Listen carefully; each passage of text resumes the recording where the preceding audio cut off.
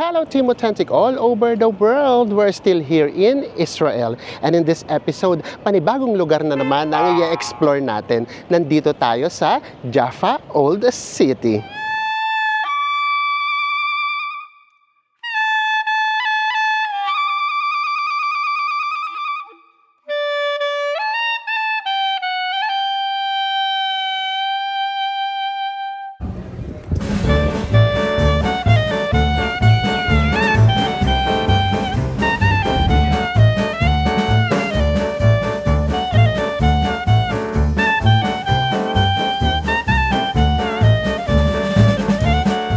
Sa mga hindi pa rin po nakasubscribe dyan, please do subscribe. Kung magbubook po kayo via Agoda, hotels man, or activities, ito po yung ating mga promo codes. Ano pang gagawin? Tara na, go with me, Mel. I just want us to go. Drop everything and just go. Good morning everyone! Hi guys, mayong adlaw! Another place na explore natin dito sa Israel, and malapit na malapit lang siya sa Tel Aviv. Nandito tayo sa Old Jaffa. Yes, alam nyo, nilakad lang namin siya. Mga 30 minutes walk from our accommodation. Pero ano naman, nalibang naman kami. Tapos nga siguro nga malamig din naman. So, carry lang. Nandito na tayo actually sa Clock Tower. Pero pakita lang namin sa inyo na tiyempo tayo na meron nagmamarathon. Ito meron mga nagmamarathon. And then nakikita nyo na yung Clock Tower. Nakakaaliw lang. Kasaya nilang magmarathon. Yung may mga nag-cheer pa talaga at saka sumisigaw. Yay! Ayan o. Woo! Nag-cheer talaga sila. Tapos alam nyo, kanina pa yan, lumabas kasi kami dito, siguro mga 10 minutes na. So yung mga 10 minutes na naglalakad kami, grabe, ang dami talaga nila. Parang hindi na uubos. Diba? Actually, ang sasaya ng mga Israeli, masayahin din sila. This is it. Papasok na tayo ng Old City. Pero guys, sa tingin namin sa malayuan, Yes. para siyang Rabat. Yung Oo. vibe niya may pagka-Rabat. Sa Morocco. So, tignan natin ang this time. Hello! Yung mga buildings, makikita nyo, old na siya. Pati yung kulay. Hello! Hello, ahlan sahlan. And then, eto na yung Clock Tower. Dito sila umikot. Oo nga. Actually, ang ganda. Sige, explore natin. And then from Tel Aviv kasi, nakita na natin to. Malayo-layo siya, pero carry naman, nalakad naman namin siya. Na-tiyempo pa tayo na may marathon. Ang saya tuloy ng atmosphere. Marami-rami tayo ritong makikita na tourist spots. Our first iconic walk for this episode. Ayan, ganda ng Clock Tower. And then ito na iba naman siya ngayon kasi mataas siya. Pati tuloy kami nakikimarathon. Yay! Woo! Nag-cheers sila. Oo, nag-cheer talaga siya. Woo! Actually, yun yung maganda. Woo! Yung halos kada kanto, merong nag-aabang para mag-cheer. Ito na. This is the Clock Tower. Ang ganda. Actually, maraming history. Pero doon na lang tayo sa pinaka-naintindihan namin at pakiramdam namin pinaka-importante. So ito, pinatayo daw to bilang pagpapatunay or showcasing a rare moment of community cooperation between Jewish residents and Arab. And then also, itinayo rin to sa labas ng Old City. Kumbaga, parang pagpapakita ng expansion na nung kanilang pag-unlad sa modernization ng Jaffa. Actually, ang ganda niya. Ayan oh, pati yung kulay ng langit. Kaya sobrang interested din kaming pumunta dito. Oo. Kasi yung nabasa nga namin, yung term na coexisting. Yes. Ayan, for example, yung pati religion. Meron Oo. kami rito nabasa na merong... Merong mosque dito, meron And then, ding church. Yes, may At Catholic ano, church din. napaka-diverse na ng community dito. Yes. And then, nandito sila sa isang community, nagkakaisa sila kahit iba-iba yung religion Religions nila. Pagkakaiba-iba ng culture, and then ng paniniwala, 'di ba? Pati yung pagkatao nila. And yet, namumuhay naman sila dito ng tahimik. 'Di ba? So yun yung interesting about this place. Kaya gustong-gusto namin talaga siyang makita. Bukod sa maganda siyang tignan, lalo na in person, kasi yung kulay din, ay may mga murals din sila. Ganda din, no? Ayan, actually ito mas maganda. Ang lapit niya lang sa Tel Aviv, pero maiiba na kaagad yung vibe nyo kung dito kayo pupunta. Tapos by this time, wala pang 10 a.m., mas peaceful pa. Kaunti lang yung tao. Explore lang natin tong area para maipakita lang namin sa inyo. And then tsaka natin puntahan yung mga main tourist attractions talaga. Ang ganda dito. Oo, ang ganda. Lalo dito sa kabila. Ito pa, oh. Oh, look at this view. So, sige, paka-honest tayo. Parang ano, yung ambience niya, yung parang Intramuros din sa atin. Intramuros, vegan, yung ganun. Eh kasi naman, nasa old city tayo. Nasa ancient city tayo. Sabas muna tayo kasi yung ditong part, nandito yung mga bazaar and market. Yes, mamaya natin siyang daanan. Hanapin muna natin yung mga tourist spot na pwede nating puntahan. For example, ito, may nakita na kagad kami. Ito yung mosque. Itong Mahmudiyya Mosque is the largest and most significant mosque in Jaffa, Tel Aviv. It is also composed of a complex of buildings arranged around two large courtyards and the third smaller courtyard. So pakiramdam namin, baka hindi pwedeng pumasok. Pero kung pwede, tara pasok tayo para makita natin yung mosque sa loob. Ito yung gilid ng mosque. And then, nabasa na namin, no entry. So, bawal talaga.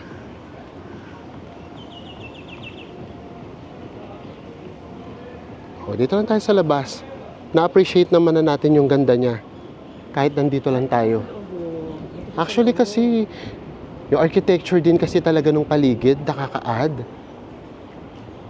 Ito sana itsura niya pala sa loob. Ito yung mga courtyard na sinasabi.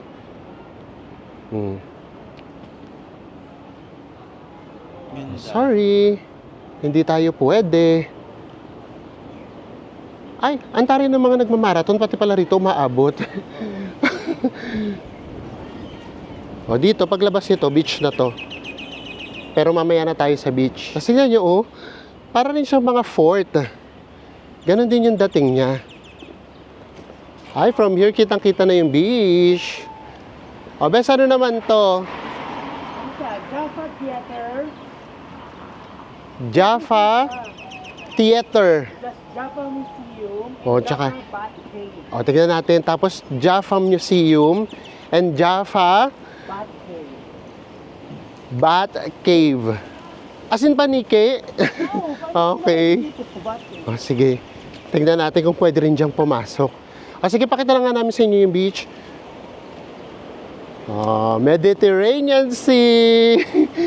Ngayon talaga tanaw na natin lagi ang Mediterranean Sea. Ang ganda rin itong area.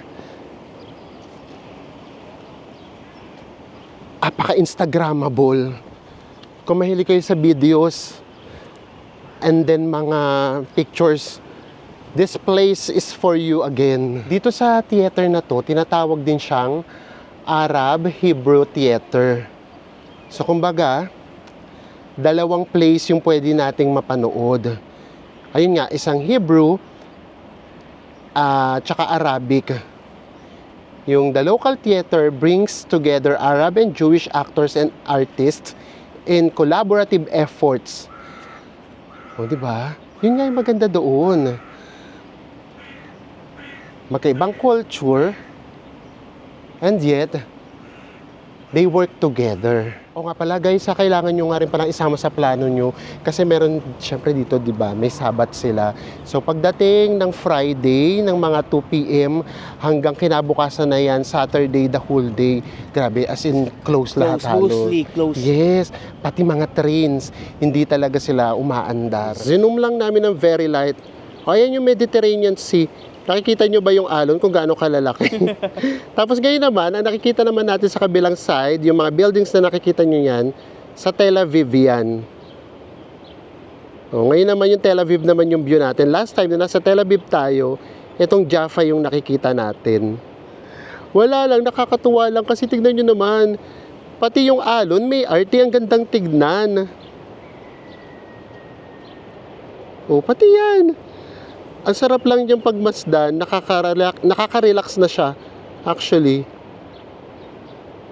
Oh, di ba? Yung tunog ng alon. Alam nyo, grabe, hindi kayo rito mauubusan ng pupuntahan. And then dito nga pala tayo sa taas na part, ha. Mamaya, bababa pa tayo para makita naman natin from baba. Ito naman yung magiging view natin. O, ito, meron na naman ditong mosque. And ito yung sinasabi namin, mosque, tapos simbahan, Catholic Church, magkatabi. Another mosque, ang tawag sa kanya ay The Sea Mosque. oo, kasi nasa harapan ng sea. Oo. And then, ito naman, oh, Catholic Church. Ayan yung St. Peter Church. Oh, ito naman yung St. Peter Church. Actually dito, hindi natin siya masyadong makikita. Pero kung nasa ibaba tayo, kitang-kita natin sana siya ng buo. Meron dyan mga babaan, pwede naman. Pero unahin muna natin lahat na nandito sa taas. O, ngayon naman, punta muna tayo sa church kasi dito, siguro naman pwede tayong pumasok dito. Makapag-pray man lang uli tayo. Nandito na nga tayo sa St. Peter's Church or Monastery. Tapos, ito ang ganda rin nito. Bago tayo pumasok, nakita namin, ano pa tawag dito? Parang Coliseum kasi. Ganun siya. Ang ganda pa niyan pag akyat. Anyway, sige, dito na lang muna tayo. Pasok muna tayo sa church. Mukhang pwede naman yatang pumasok. Para mas makita natin yung loob man lang.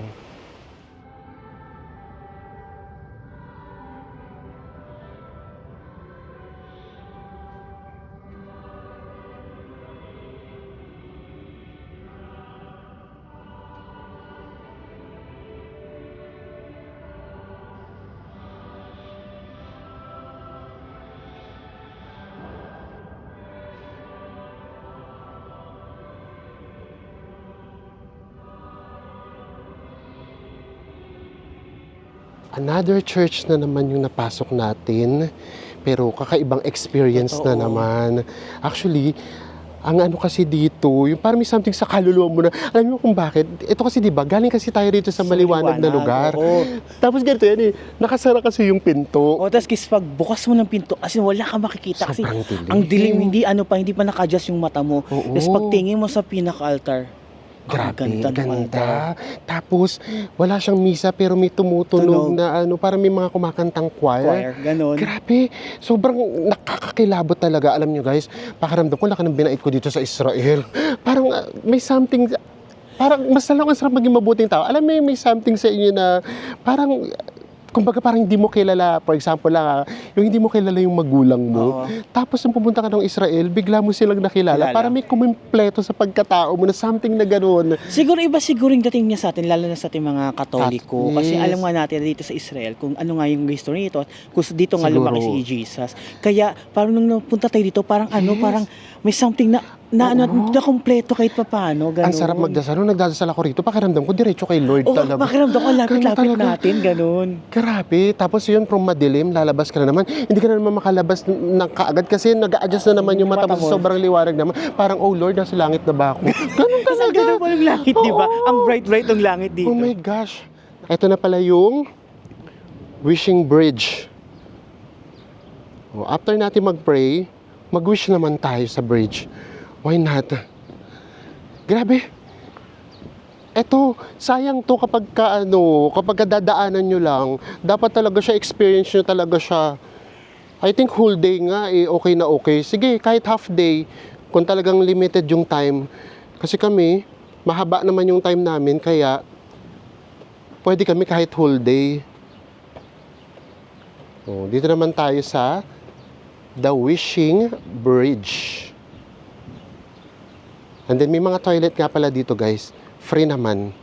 Nandito na tayo sa The Wishing Bridge. And then nakalagay dito, an ancient legend holds that anyone boarding the bridge holds its zodiac sign and looks at the sea, their wish will come true. So, inassume namin nandito yung zodiac sign natin. Pareho kami ni Ensong Aquarius. Ito yung si dapat dito. Oo. So, dapat doon tayo nakatanaw. Ito. Ano to? Aries. Aries. Dito yung Aries. And then, ito. Taurus. Or Taurus. And then Gemini. And then, Cancer. Tara. Ano pa tayo? Ay, nagpipray si Kuya. Baka yun yung zodiac sign niya. Virgo. Nagpipray tayo, nag-wish pala. Libra. Naku. Saan ba tayo? Scorpio. Ito na, Sagittarius. Next na tayo. Hindi pa. Capricorn. Aquarius. Ito, Wait lang. Ito naman Pisces. Ang ganda nung sa amin. Yung sa atin. Mga Aquarius. Mga Aquarian dyan. Hawak tayo. And then, tingin daw tayo sa sea. And, let's wish.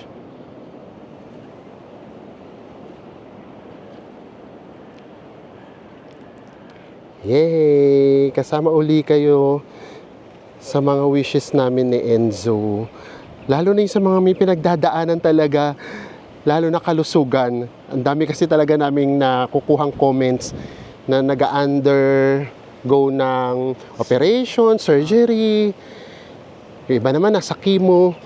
So ayan, bukod sa prayers na ginawa natin, pati to, nag-wish na din tayo para sure na lahat tayo safe at malusog. Kasama kayo lagi sa mga prayers and wishes namin.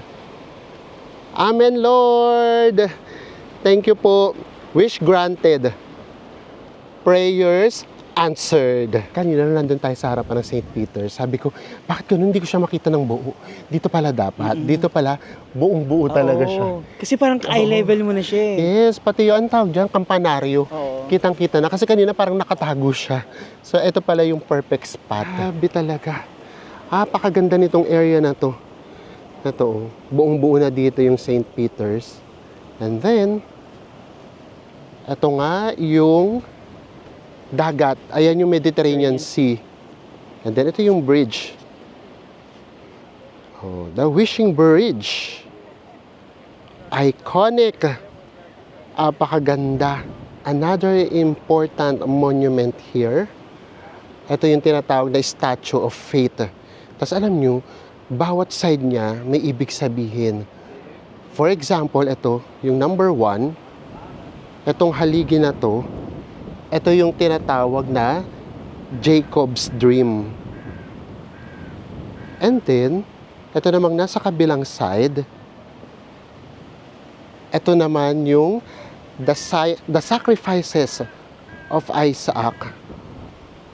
And then yung last, itong nasa taas, ito naman yung the fall of Jericho. Actually, mabibigat kapag binabasa nyo siya.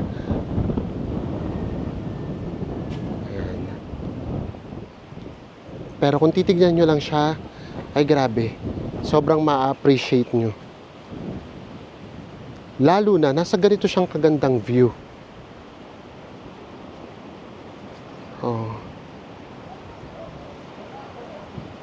Actually, kaganda talaga.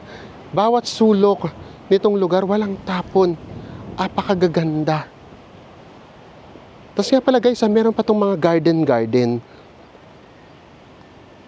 Yung garden nila, fa-forest na sa laki at gaganda. Katulad nito. Diba? Paano ka ba naman hindi marerelax?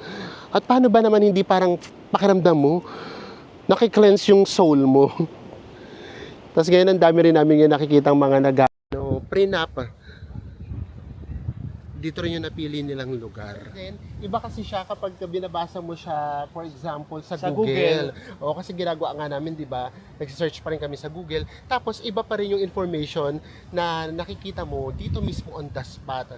So, which is which, ang importante, nandito tayo. Kung ano yung mga nababasa lang natin before, nakikita, nahahawakan talaga natin. Di ba? So, yun naman talaga siya. Ibang-iba talaga itong Israel. Nakaka-immerse talaga siya ng bonggang-bongga. Another interesting na nakita namin online na pwedeng puntahan, ito yung The Suspended Orange Tree. The Suspended Orange Tree. And tignan nyo ha, kung saan siya nakatayo. Ito yung puno niya, and then, tsadan! Para siyang nasa tawag nito, nasa paso. Parang ganun yung dating niya. And then, based naman dito, meron kasi naman dito mga history. Kumbaga, ang nire-represent lang naman nito, yung yaman ng Jaffa sa citrus or sa oranges. Pero kapag binasa niyo po siya ng malaliman, ito nga yung sinasabi namin sa inyo, kapag ka sa Google Map, ang lalim ng meaning niya. It represents the separation between humans and nature. O, di ba? Actually, kapag ka sa Google, mas mahirap siya intindihin. Pero, kapag kayo dito kayo mismo sa lugar nagbasa, mas simple lang siya. Ay, si Mingming, hi, Bibi. Galit yata sa akin. Diba? Hi, Bibi. Galit siya sa akin. Ayan, no? Diba? Ito, mas simple lang siyang intindihin. Actually, yung hindi na nga namin sa inyo masyadong pinapakita yung lakad-lakad. Ay, grabe. Pati yun, mai-enjoy nyo talaga. Yung mga pinupuntahan natin, for example, ito, yung citrus, yung ganyan, itong suspended orange, okay naman siya. Pero more than sa ganyan, yung mga lalakaran nyo, ay grabe. Totoo yun. Yung talaga maganda talaga. Yung dadaanan mo, no? Oo, yun talaga yung pagkakagawa ng bawat building. Yes. Ano. At saka hindi, yung kung paano sila nagkukunik-kunik. Yung tapos, yun nga, bigla ka nang malilito. Ano ba, modern ba to? Or ano pa rin ba siya? Old pa rin ba siya? For example, guys, ito yung suspended na orange tree. Tapos ito, tignan nyo naman ng dadaanan. Di ba? Ang iconic. So, ginagawa kasi namin kanina, kunyari, meron kaming gustong puntahan, nahanapin lang namin sa map. Tapos, naglalakad lang kami, hindi na namin sa inyo pinapakita. So, ngayon, ayan, kahit pabalik, ang gaganda talaga. Tingnan nyo naman. Diba? O, dito pa. Ang iconic nitong alley na to. Ay, grabe. Hindi na talaga ako Kada may makikita kayong bukas, ang ganda niya talagang tignan. Pati yung mga kulay kasi, no? Ito para siyang brown, na light brown. Tapos, yung mga bintana, yun din yung mga nag-a-add ng kulay. At saka yung mga pinto. Minsan blue na blue, minsan naman green. And ito nga, ang konti pa ng tao. Ang ganda niya talagang tignan. Talagang apaka-Instagramable. Ayan o, diba? Isa na rin to sa pinakamagandang lugar na napuntahan namin. I promise, ang maganda dito, lahat walking distance na lang. Talagang i-explore mo lang by foot. Diyos mio. Mga 30 minutes yata kami copy picture. Ang ganda nitong area na to.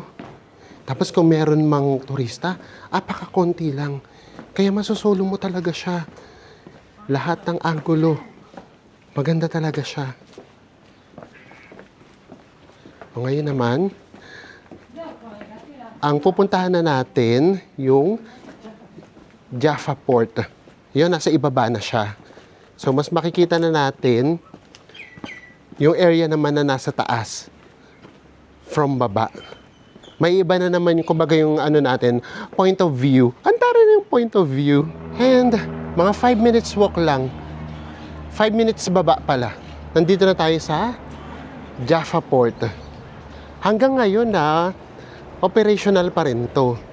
Pero grabe, ito yung ancient port talaga dito sa Israel. Going to Tel Aviv. Ito yung ginagamit nung unang panahon pa. Tara. Tignan natin kung hanggang saan tayo pwedeng makalapit. Ito yung mga shelter ng mga boats. Ayan. Ito yung mga shelter.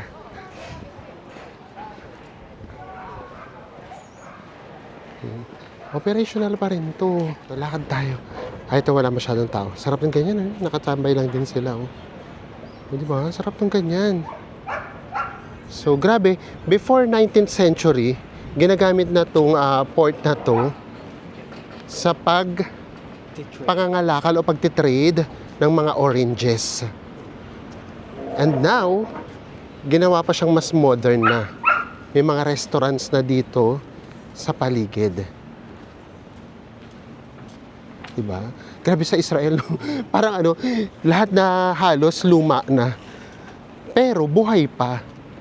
Katulad nito, ancient time pa, nandito na to. And until now. And then naging shelter na siya. Ito, shelter to ng mga maliliit na bangka. Tara, best punta tayo doon, tingnan natin. Gusto ko talaga makita yung open sea. So, pag pumunta kayo rito sa Tel Aviv, ayun na nga. Imagine, meron ditong 14 kilometers na beach yun, ha. Bukod pa yung mga nasa coastline lang talaga. So, talagang coastal city din yung Tel Aviv. And then, ito na, yung sinasabi namin sa inyo. Kanina, ito yung nakikita natin na nandun tayo sa taas. Ngayon naman, nandito na tayo sa baba. O, ayun naman yung natatanaw natin sa taas. Ayun yung St. Peter's Church. Ang ganda rin dito sa baba pala. Ang ganda rin sa baba, no? Iba rin yung vibe na dito sa baba. Oh. Ang ganda ng mga buildings na dito. Ito naman, makikita mo na talaga dito, yung mga buildings. Ay, katulad dito, grabe. Yung mga bricks, no? Oo, alam mo yung hindi unfinished. Pero ang ganda. Yes. Tapos, sinundan na nila lahat tuloy, ganito na. Which is, yun yung sobrang naka-add sa ganda ng lugar. Lapitan yung mga bricks. Ayan o. Diba? Ito ang rough niya lang. Tingnan ko ang rough niya lang. Diba? Ang hindi pa natin alam, kung original pa ba, or for sure na-renovate na rin naman siguro to. O, ito na yung open sea. Ang daming restaurant, no? Alam nyo, ganda talaga rito sa area na to. Maiibigan nyo to. Promise. O, ito. Ito yung hinahanap ko kasi gusto ko yung malapit na malapit talaga sa dagat. Diba? Kung last time hanap tayo ng hanap sa Mediterranean Sea, o, ito na.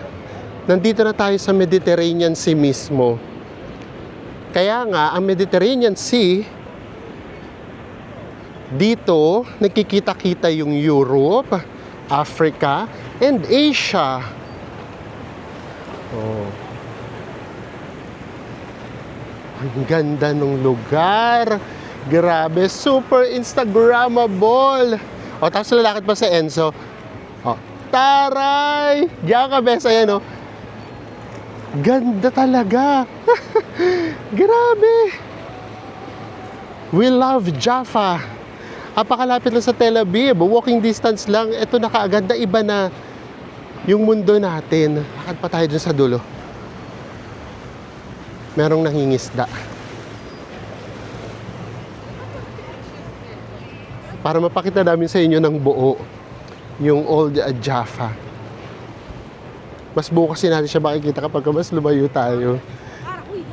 Ay, grabe. Apakaganda ng area. Apakaganda ng lugar.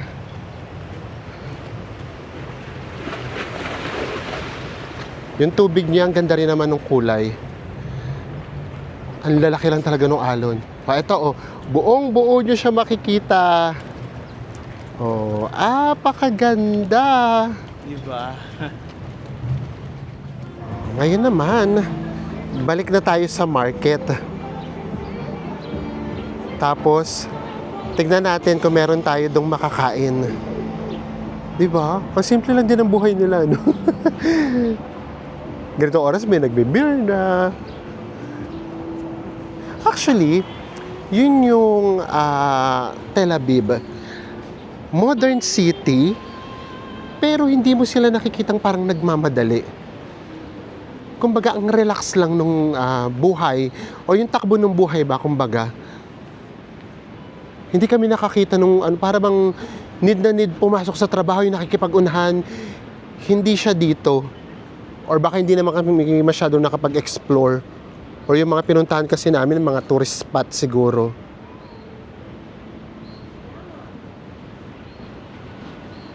Tara. Balik ulit tayo dun sa entrance ng Old Jaffa. Punta tayo ng market. Ang gaganda talagang tignan oh. Sa Enzo, oh. Di ba nauna ako sa kanya? Picture siya ng picture. Kasi grabe talaga, lahat talaga Instagrammable. And minsan lang naman tayo dito pupunta. Actually, ang dami naming beses na puro upo lang talaga. Muni-muni. Nag-check ako doon. Oo. Yung maliit na na ref magnet 20, yung malaki 50. Just me, magkano yung 20? 360 o 370. O diba? Walang souvenir na magaganap. Wala rin kainang magaganap. Walang food trip ang Israel. Ito yung clock tower. Diyan tayo galing kanina. Now, tara na. Balik tayo dito sa market. Kanina sarado pa to lahat eh. O ngayon, bukas na. O, pwede naman kayo bumili ng mga souvenirs. Wala ko wala left magnet dito. Bes, hindi ka pala nakabili ng souvenir natin. O, magkano yung 12? Sige. Plus. Kasi wala pa tayo. Ay, hindi mamaya tayo bumili. Oo, baka may mas mura pa doon. Ayan, oh. Grabe. Pati mga souvenirs talaga. May kamahalan talaga. Ito, naku, Diyos mio. Best itsura pa lang ng mga cafe. Alam mo na, Mga Maharlika Highway. hindi mukhang tatakbo tayong pang marathon na. Mabuti po. Nakakatuwa yung mga Israeli, nag-ano din sila, Tagalog. Actually, dito sa lugar na to, ang dami na nating Filipina na nakasal. Ay, bigla nang umano yung lugar. Biglang buhay na, oh. Pati yung mga maliliit na alis. Ay, ito pa. Aliw na aliw daw ako. O, tingnan nyo naman, bigla nang buhay na siya. Hanap tayo ng makakainan natin para tambay lang tayo. Dito muna tayo. O, tara. Wala tayong magagawa. Mahal talaga sa area. So, Tayo mag-adjust. tayo mag-a-adjust. Kung nakakakain tayo ng 3 times a day, baka ngayon twice a day.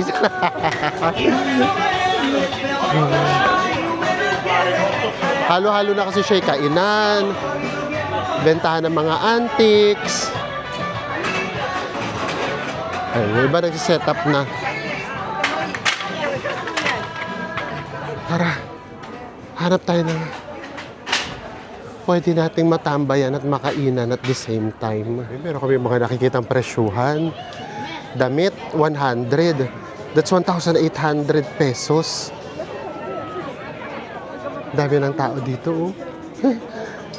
Nakakatuwa lang. Yung iba na siya. Sila, ano tawag doon? Nakalupasay. Ay, ang cafe na to. Kaya nga eh. Nakasalampak na. Nakasalampak lang yung mga tao. Ito, oh. Cafe siya. Ngayon, okay lang kasi malamig pa eh. Kapag ka uminit din, naku, ang hirap yan. Ito naman nakatayo lang, bes. Oh. Ang dami ng tao. Buhay na yung area. Mas gumanda na. Dito na tayo kumain sa American chicken. Nandito yan. Katapat ng clock tower. Ganito oras pala, kaya marami na rin tao. Kasi kasama pala to sa tour package if ever. Dito na lang tayo. Mag-chicken naman tayo. As in fried chicken. Ay, si Enzo, umu-order na. Oh. Ano bes, tatakbo na naman. Charot. Halika na, order na tayo. Ito yung pinakamurang nakikita namin, 45. Magkano yung 45 bes? 45 Oh. Meron siyang chicken, meron siyang side dish and then coleslaw. Magkano? 832 pesos. Okay rin na to. Ito na yung order natin guys. So ito yung 2-piece chicken. Yun yung size niya. Kasi yung maliit lang. And then may kasama yung fries. And then coleslaw. Same na lang kami ni Enzo. Ayan yung 832 pesos natin na meal. Wala pa yung kasamang drinks. Buti na lang yung katabi, supermarket.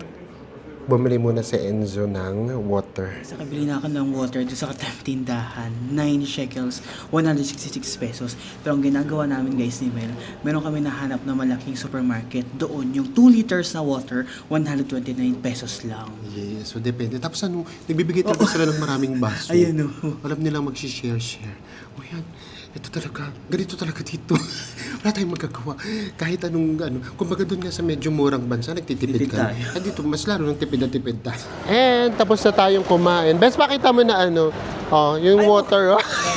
Ano siguro to? Mga ano to? Oo. Mga 80 pesos. Ba, 80 pesos. Di ba wala tayong sasayangin? Oh. Ayan, pauwi na tayo. Lalakad uli kami ng mga 30 to 35 minutes. Eh, hindi naman kami magbablog. So, mas mabilis. Kung ibablog namin yung paglalakad, Diyos me, baka mga 1 hour. Mas yung maglalakad, di ba? Yes. Actually, kapag naglalakad kasi kayo, ang dami nyong makikita na hindi nyo nakikita kapag ka Nakasakay. nakasakay. Tapos na tayo, hindi na namin kayo sasama pa uwi para naman hindi rin kayo mapagod. Oo. So, kamusta ba? Kami sobrang na-enjoy namin siya. Lalo na ako. Kasi nga, syempre, di ba? Ito nga itinerary ng mga quarantine na. Yung mga gusto Oo. yung sightseeing, ganda-ganda lang, ganun Oo. lang. Tapos yung nasa isang lugar, ang dami mo nang mapupuntahan. Hello! Yay! Oh, naku, nag-I love you. Baka pag nag-I love you to ako, kala kami na. Charot. So yun, ayoko kasi nung masyadong, yung kunyari sa isang araw, pupunta mo, ang dami, tapos iba't ibang lugar siya. Lagare, Oo, kumbaga. yung sa pag-transportation pa lang, mauubos sa oras. Eto, na-appreciate mo yung lugar kasi ang ganda talaga and also nanamnam mo. Totoo. Oo, yung naupo lang kami, masaya na siya. And bukod sa magandang lugar yung mga nakita natin kanina, na-enjoy din natin siya. Yun yung importante kasi minsan pagpunta nyo doon, picture lang, tapos ako picture lang, tapos makikita mo na siya sa picture. Picture na lang. Hindi mo na, ay ano ba yung ano rin yung feeling na nandito? Kumbaga walang flashback na magaganap. Yes, iba yung nakita, nagandahan ka sa lugar at, At na-enjoy na-feel mo siya. And na-feel mo. Sabi nga namin, feel the world. Ganon. Maraming salamat po sa pagsama ninyo sa amin dito sa Israel Vlogs natin. And magkita-kita ulit tayo sa mga susunod pa natin travel vlogs. Bye, everyone. Mwah.